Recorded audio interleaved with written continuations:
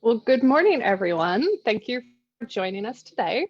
My name is Bex Hayhoe, and I am the Director of United to End Homelessness, and this is our second installment of our new Community Chat series. This series is focused specifically on the impact of COVID-19 on homelessness here in Orange County. And each Thursday in June, we're joined by two different experts helping us understand how our community has responded to the impact of COVID here. So last week we heard from Lily from the Healthcare Agency and from Paul at Illumination Foundation, who provided us with an update on Project Roomkey. If you missed it, you can check it out on our Facebook and our YouTube. It's available there. And a huge thank you to everyone who tuned in last week. This week, I'm thrilled to be joined by Larry Haynes, the Executive Director of Mercy House, and Adam Eliason, the Manager of the Orange County Housing Finance Trust. And our topic today is ending homelessness during a pandemic. We know that there's one thing that ends homelessness, and that is housing, because that is going to be today's topic. We're going to talk about the work that's been happening to get people into apartments that already exist, so the scattered site model of housing. And then we're going to have an update and a discussion on new permanent supporting housing developments. So Adam, I'm going to turn to you first. Some of our audience are aware about the 2,700 unit plan, but not everybody is. Could you take a moment to just bring us up to speed, explain what it is, what is permanent supportive housing, what's the 2,700 unit number, how did we get to that, and what's been happening with it? Thanks, Bex. First of all, just wanted to say how happy I am to always participate in a discussion on a topic such as this, which is ending homelessness in Orange County. And I'm happy to be here representing the trust and our efforts. So that 2,700 unit plan and goal was something that was established in June of 2018. The County of Orange approved a housing funding strategy that included two important goals. One was to create 2,700 new affordable housing units and an additional goal of 2,700 new permanent supportive housing units by June 2025. So that's 5,400 new units of housing in those two buckets. And the Orange County Housing Finance Trust, we've adopted that same goal. And that housing funding strategy used the homeless figures from the 2017 study that was done to determine how many homeless population we had. And subsequently, there's been the 2019 homeless figures, which did show that the numbers went up. And we'll probably have a couple more studies done on homeless population until we reach that June 2025 end goal. However, the County of Orange and the Trust were sticking to that initial goal that was established. And of course, when we reach that goal, we'll reevaluate the situation on the homeless population and the needs for housing at the time that it's achieved and make adjustments along the way. But things are going well, and we expect fully that we'll be able to achieve that goal certainly by 2025, if not sooner. That's wonderful. Thank you so much for that. Could you explain what permanent supportive housing is, just for anybody that might not be aware or hasn't heard of that before? Sure. So that's a nice segue. The two goals that were identified in the housing funding strategy done by the county had the affordable housing number, and it had the supportive housing number. And affordable housing is housing at rent amounts that are below the market rate to income qualified tenants. End of story, that's it. Permanent supportive housing combines the affordable housing that we just mentioned with services that are voluntary and provided to the tenants specifically for chronically homeless people. And those services could include life skill training on independent living, connecting tenants with community-based healthcare, addiction recovery, employment services. So all of those different types of services are brought to or provided to the tenants. And it sounds very expensive to do that.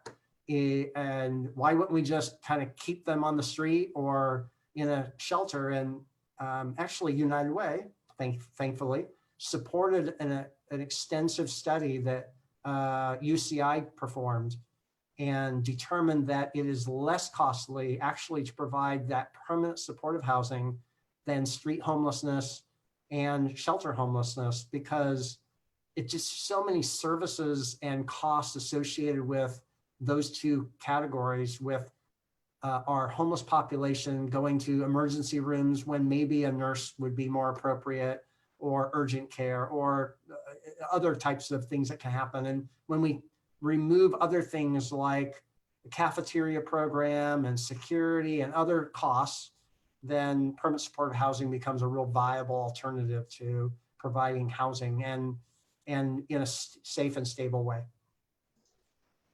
Great, thank you so much for that, Adam.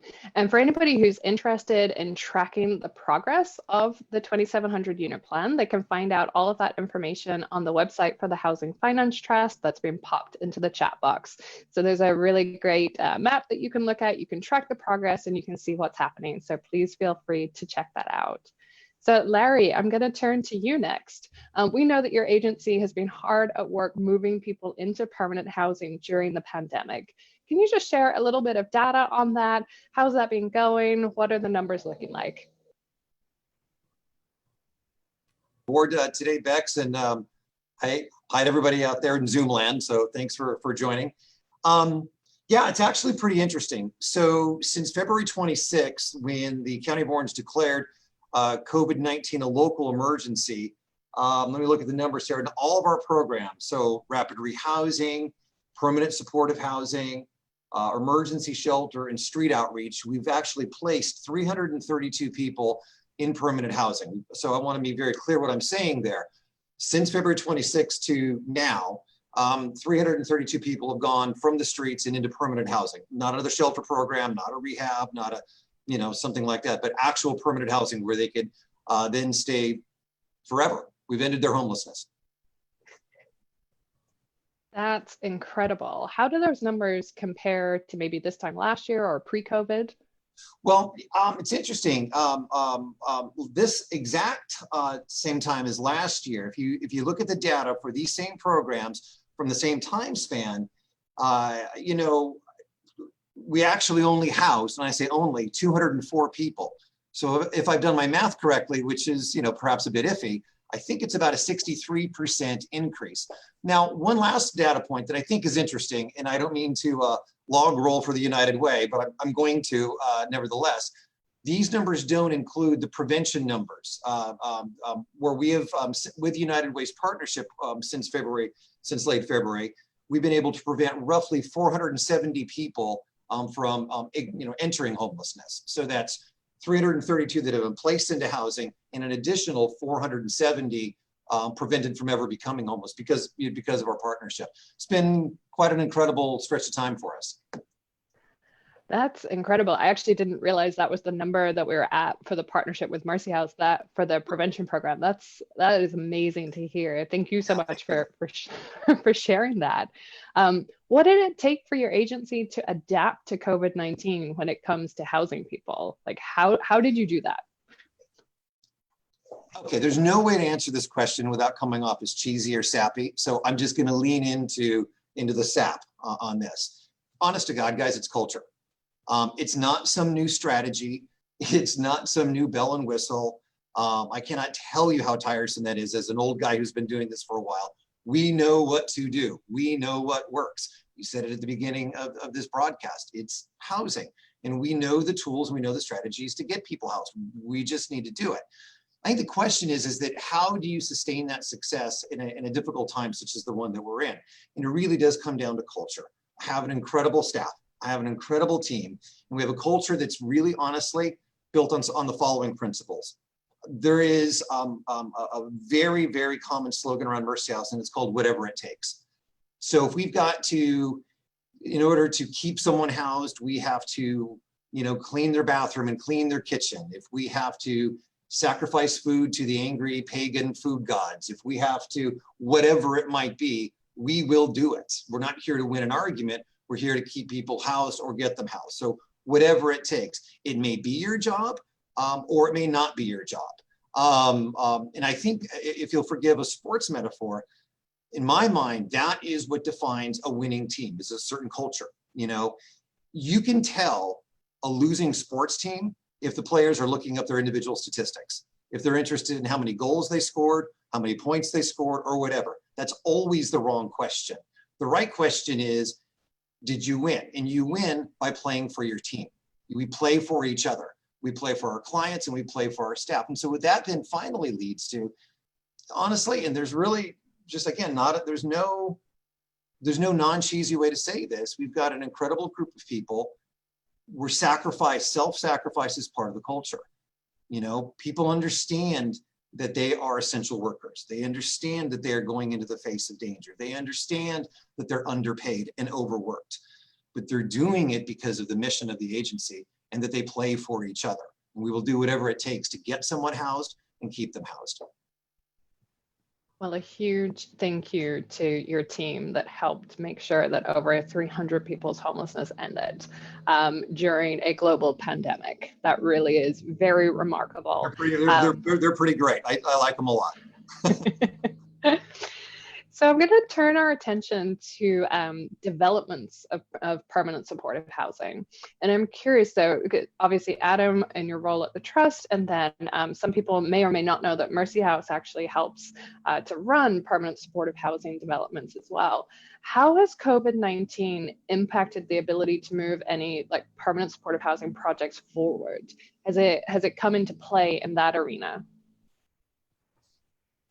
Well, I'll jump in and just say it really hasn't provided or caused any delay in the Housing Trust and our mission. The Orange County Housing Finance Trust is a collaborative of the County of Orange and 23 cities within the county. Our membership of those local governments makes up about 80% of the population of Orange County. And we were formed, or actually had our first board meeting a year ago this month. We've been in existence that short of time period, and legislation was passed to form this regional collaborative effort to bring new money in for the support of affordable and permanent supportive housing. And since that time, we've put together the money, the funding, the financing at the state level and the local level to be able to issue what they call a notice of funding availability.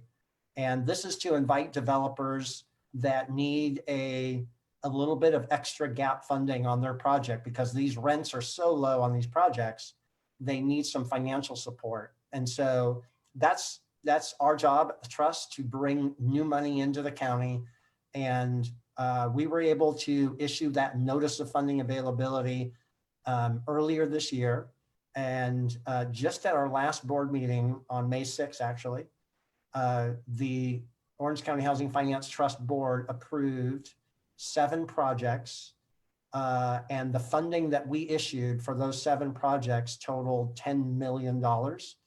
And those are loans to the developers. And those 7 projects have a total of 467 affordable and permanent supportive housing units as part of that. And so I would just say we are full steam ahead at talking to Sacramento about creative and innovative ways that we can bring new money into the county, including the COVID discussion around how some of the COVID stimulus dollars can be utilized in the county for acquisition of motels, for example, and converting those into permanent, affordable, and supportive housing with, of course, the support of the local jurisdiction. And so we're brainstorming new ways to get new money in. There's funding coming from the federal and state dollars. And our goal, our mission is to bring as much money into Orange County to help our development community build and or renovate housing for the homeless population. So I don't think anything's really holding us up on that end. And I'm hearing from the development community that they, and as I reach out to them, that they are also moving full steam ahead, and some of them are busier than ever at looking at opportunities to buy properties, maybe sadly at an opportune time right now. Sadly for some, and in our case, we're buying it, meaning the development community may be buying it at a price that might make more sense today than it did in the past. Just to jump in now, Bex, I know we're getting close to time here. I would echo what Adam is saying. And actually, Mercy House, we're co-developers, not just operators, but we're co-developers. And we anticipate having in the next 6 to 9 months, 3, possibly 4 housing projects, permanent supportive housing projects specifically coming online. Our partners were some of the recipients of Adam's largesse, so thank you, sir. The one thing outside of Orange County where we have run into a delay in a couple of projects early on with COVID is because entitlements were delayed because councils weren't quite sure how to conduct city council meetings.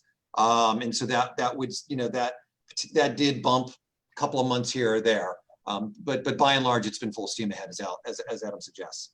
And the inspection, the building inspection process for any projects that are under construction, I'm involved in a project that is under construction, and that took a little bit of a hiccup when COVID first started, but I think things have been worked around on that as well.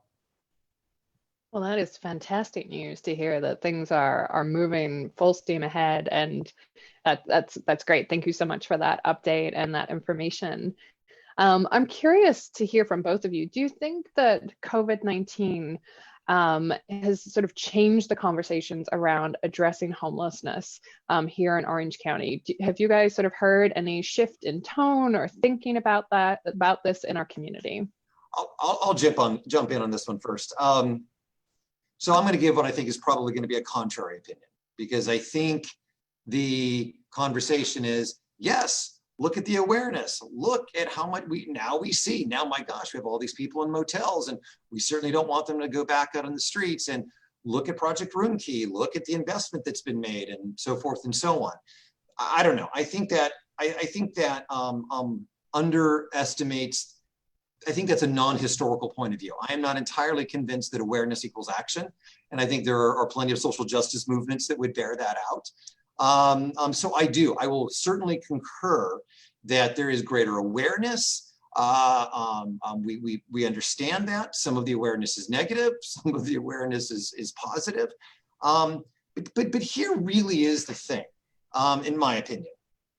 When we talk about, in particular, the state's response to homelessness due to COVID-19, I personally think, and again, I admit this is a bit of a contrarian point of view, the response that we've given has more to do with a public health crisis than it does homelessness. And so we've been moving people, we've been searching after emergency lodging, situations. Now, maybe that will translate, as Adam said earlier, into the acquisition of some motels that have now come online, although some of that is because of economic hardship, not because of a new wave of altruism. And so it remains to be seen, I think. I think the most sober, honest, fair response to that is, it's too early to tell. We know about it, but we did know about it previously. Come on, we knew we had a homeless problem. This is not a new thing. And our response thus far has had more to do with public health than actually ending people's homelessness. Because if it was specifically about ending people's homelessness, the dominant conversation would be centered around permanent housing, not emergency lodging. And I would add that I think if anything has changed, it certainly has brought somewhat of a more empathetic view of the homeless situation that we face, because let's face it, at the high unemployment numbers that we're experiencing in Orange County, and even if somebody is not unemployed right now, I think there's a whole group equally that is fearing they may be unemployed soon. And I think pre-COVID, we may have been very comfortable in our financial situation, and now we're all a little bit skittish on what's going to happen in the future, what could happen again in the fall or whatever. And so we're just, it does bring up a social issue of should we be helping, and can we be helping and do more to help in the homeless situation. And I would just say it's been helpful to have people that I talk to, at least, be more understanding and listening to the issue. Quick 30 seconds here, Bex. I think that's a terrific insight, Adam. I completely agree. And the one thing that is actually a little bit sad about all of this, I think pre-COVID, if you would have done an analysis of the number of people who were homeless and the investment that it would have taken to end homelessness, homelessness was within our reach. It genuinely was. It's been within our reach. We just didn't have the political will to do it. Now, because of inaction, right, the cost of actually addressing this has ballooned. Had we been bold, had we taken care of the problem when it was more manageable, homelessness would have been ended pre-COVID. It should have been ended pre-COVID. We chose not to. And now we are in a situation where, holy crap, this is going to be a real problem.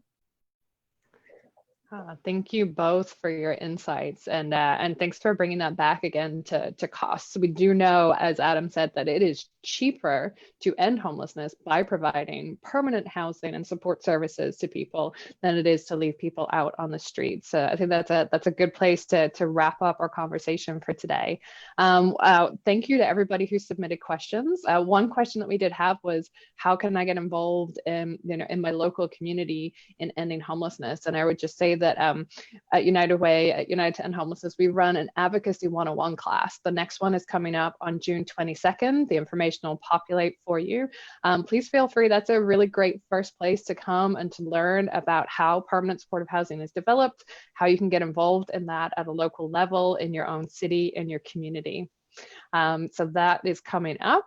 And thank you, Larry. Thank you, Adam, so much for joining us today. It's been a real joy to hear from both of you about your work. We will be back next Thursday at 12 p.m. We'll be looking at outreach in our community. And so we'll be joined by Jessica from CityNet and Christina from the Behavioral Health Department, talking about how COVID-19 impacted outreach. So if you haven't registered for that yet, please do so on Eventbrite and submit your questions in advance.